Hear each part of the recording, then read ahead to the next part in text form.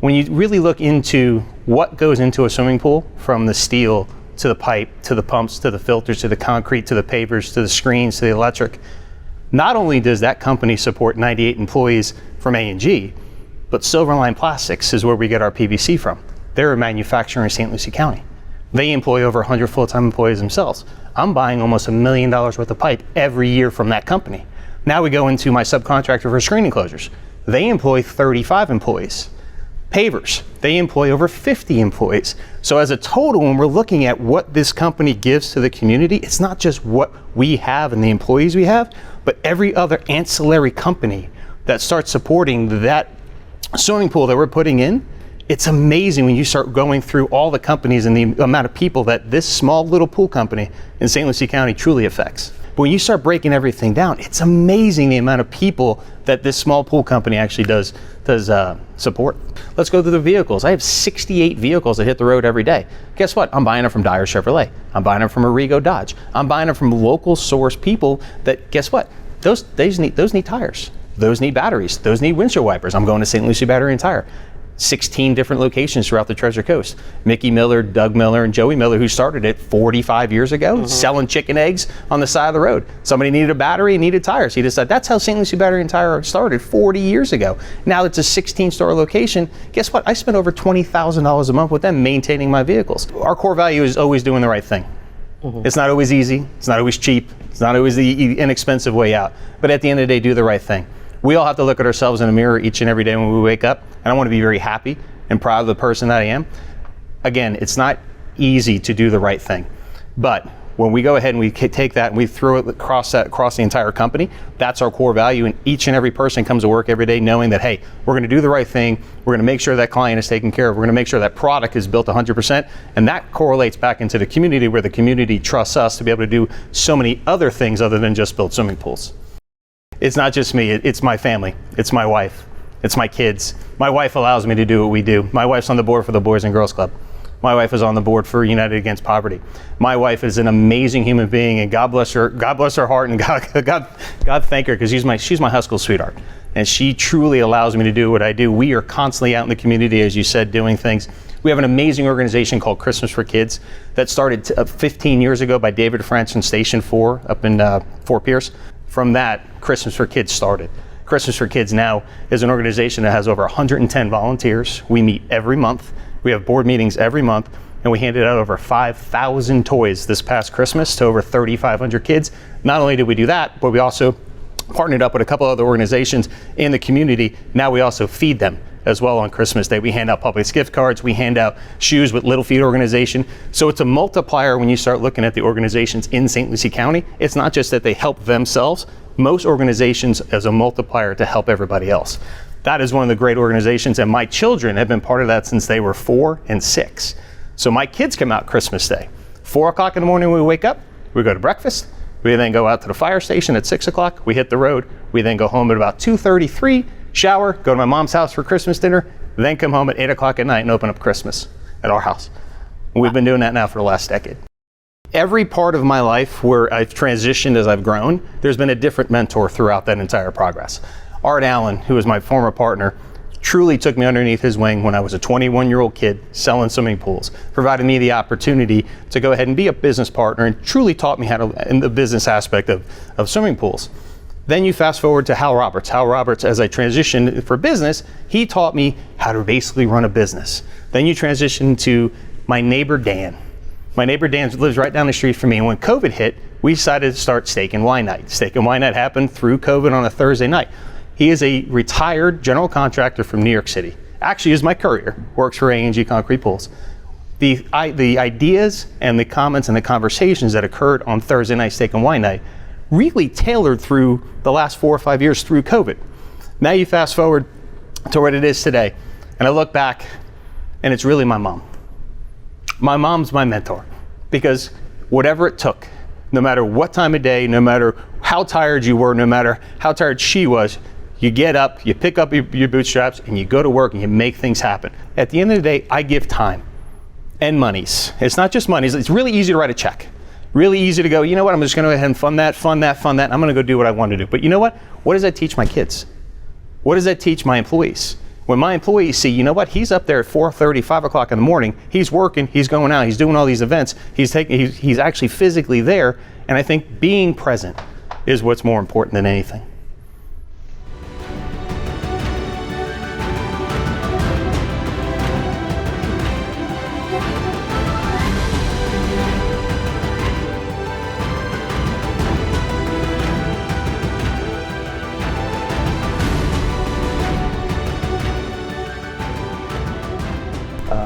Good fortune to get to work on a lot of really good projects over the years. When I first came to St. Lucie County, I was originally hired to help with the transition of the old GDC utility from the city of Port St. Lucie, from the county, which had acquired it, to the city of Port St. Lucie. So that was the first introduction I had to the county, and approvals and land development. My job at that time was to look through the title work and surveys for all of these different utility properties and easements, and try to clear title for them and get them conveyed to the city properly. Later on, I've worked on a number of different things relating to development in the county. I helped with the formation of the foreign trade zone in St. Lucie County. I worked on the Sunrise Theater, and when that was being acquired and was being developed, I worked on a shared wall agreement for the Sunrise Theater. Over the years, I've worked on a lot of different types of projects, commercial, residential, mixed use, industrial. Some of the big ones that come to mind are Director Shipyards, King's Landing, the Surf Park. Right now I'm working on a big project for Ashley Capital, which will be a warehouse distribution center. I've worked on multiple expansions at the Tropicana plant over the years. I was involved early on in the formation of the EDC. I helped with drafting the initial set of bylaws that ran the EDC, and was on the first board of directors for the EDC. Over the years, I've continued to be involved in the EDC in a number of different capacities. I've sat on the board of the EDC for I'm not sure how many years. One of the things I most enjoyed being involved in is the Development Review Task Force, which is a task force which is a joint effort of the Chamber of Commerce and the EDC, and Treasure Coast Manufacturers Association of Realtors, the Builders Association. And there's really a core group of us in that group that are involved in the land development community.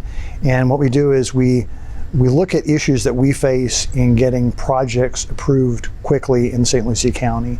And we meet with our local jurisdictions at the county, the city of Port St. Lucie, the city of Fort Pierce, and work with our staff counterparts to try to find ways to address pain points, things where projects can get stalled, and try to make it a little bit easier for applicants to get through the process. Somehow over time, I feel like I've become the land use hotline for St. Lucie County. I get calls all the time, of course, from potential clients looking to do things, but also from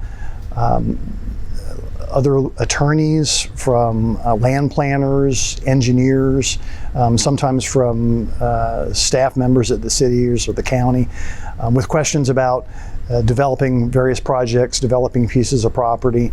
And for better or for worse, I've been doing this for long enough that a lot of times I'll know the history of a piece of property and can kind of tell them off the top of my head what the issues might be with it. One of the most important things for representing projects that are trying to get approved in the cities or the counties is speed. I mean, everybody is always on a tight time frame trying to get things approved. I've had a number of situations where they wouldn't even be able to do the project unless it could be done within a certain time frame. One of our large local employers contacted me a number of years ago, and they were looking at either doing a $60 million expansion here or doing it somewhere else. and where it was going to go was going to depend on whether we could get it done in, I believe, 60 days was when we had to get the approvals done. And we sat down with local governmental staff and figured out a way to make that happen. And that's really the case pretty much with every project I work on. They're not always that time sensitive, but time is always very important to the approval process for any of these projects. So a big part of what I do is trying to make sure that I am never the holdup, that my team is never the holdup in terms of trying to keep things on task and make our deadlines. And that is that's difficult. It means a lot of nights, a lot of weekends. It means dealing with things on vacation.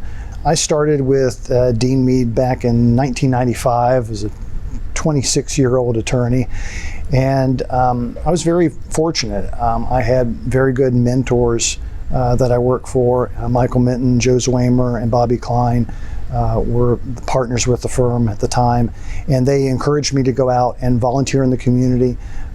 It's really something that Dean Mead encourages. A lot of law firms, they have associates work and they'll give them work and throw food and water under the door, and they just want to keep them in there billing. But Dean Mead really encouraged me to go out and get involved in the community and take leadership roles and things, and that I've really enjoyed doing that, and that's been some of the most rewarding stuff that I've gotten to do in my career. And now, as managing shareholder of the Fort Pierce office, it's kind of come full circle, and I now get to extend that same opportunity to our associates. We have 3 excellent associates, and they're all involved in the community.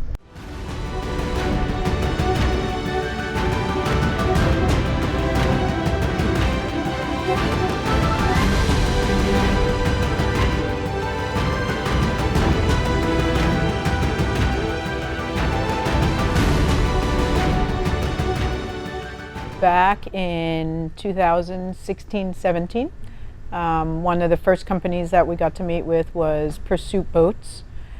Pursuit was a company that had been historically in St. Lucie County for over 30 years. They grew their business model there, and they were seeking to expand. One of the issues that they ran into was property that they had owned for 20 years. They were paying taxes on it. It was adjacent for future expansion.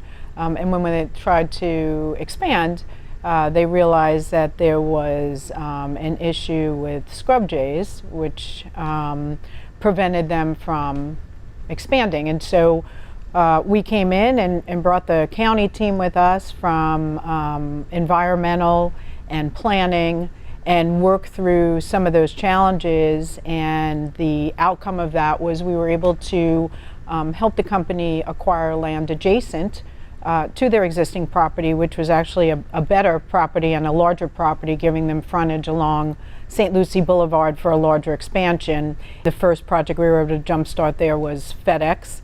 That was a project that had been looking in the southeast region. Further south, actually, I think they were looking originally in Miami. Saw the area, looked like it would be a great fit between Orlando and Miami to meet their needs, and so together with the city, with the county, Sansone Group, and the Economic Development Council, we were able to push that project forward and expedite it, which was the most important thing for the company, to be open by a specific time frame before the holidays to meet the holiday demands. And so that was the jump start on the south side of Tradition. TAMCO Group is a company that had been in Port St. Lucie for 25 or 30 years. They were looking to expand, company owned by City Electric Supply, headquartered in another state. They were looking to potentially move that company outside of the city and outside of St. Lucie County, and so we worked diligently with them to find a site. The city had not owned the property at the time. It was under the Tradition Land Holdings, and so we were able to work with the city and Tradition through the Economic Development Council and TAMCO to site them on the north part of the Tradition Jobs Corridor. And that really jump-started the manufacturing element of what Tradition is today. Tsuruta is one of those projects that is a dream project, not only for the county, but for a company like Ashley Capital and me personally. So a little over 5 years ago, Rick Morton had been introduced to me through the EDC, really took an interest in St. Lucie County and the market, and we identified Tsuruta, the property up in North St. Lucie County in Fort Pierce, that he would have an interest in. The company looks to acquire greenfield sites or underperforming sites that they can revitalize and really make an impact in a community. So we're really excited. After 5 years, we have been able to move the needle on that property. We've written a bunch of different grants. I participated in the grant for tradition. One of the grants that we needed on the forefront in winning the TAMCO project was a road. We needed a road and infrastructure, and so working with the City of Port St. Lucie, we were able to apply for a Governor's Job Growth Grant Fund and obtain a little over $3 million with a match from the city, and that actually jump-started the infrastructure and roads that helped the north part of the tradition jobs corridor developed. Some other areas of the county, up in the North County unincorporated area, when Natalie's Juice was seeking to expand, a lot of those businesses in those areas were landlocked. They couldn't expand their business or grow because they were on well and septic, and so we sought a grant from the state, not only to help the expansion of Natalie's and move into a vacant building there, but to also help all of the other businesses in the area. One of my favorite initiatives that I've done and I've been able to work on with some really great people is our connection from academia and industry. And some years back, we started developing that relationship with the St. Lucie Public Schools and their Career and Technical Education Department, and they were trying to grow their programming, and there was a bit of a disconnect between the industries and the academics. And so I'm proud that we were able to help develop that and foster that relationship with the school district by jump-starting the council tours. That's been a model program that's been replicated actually in other counties within the region.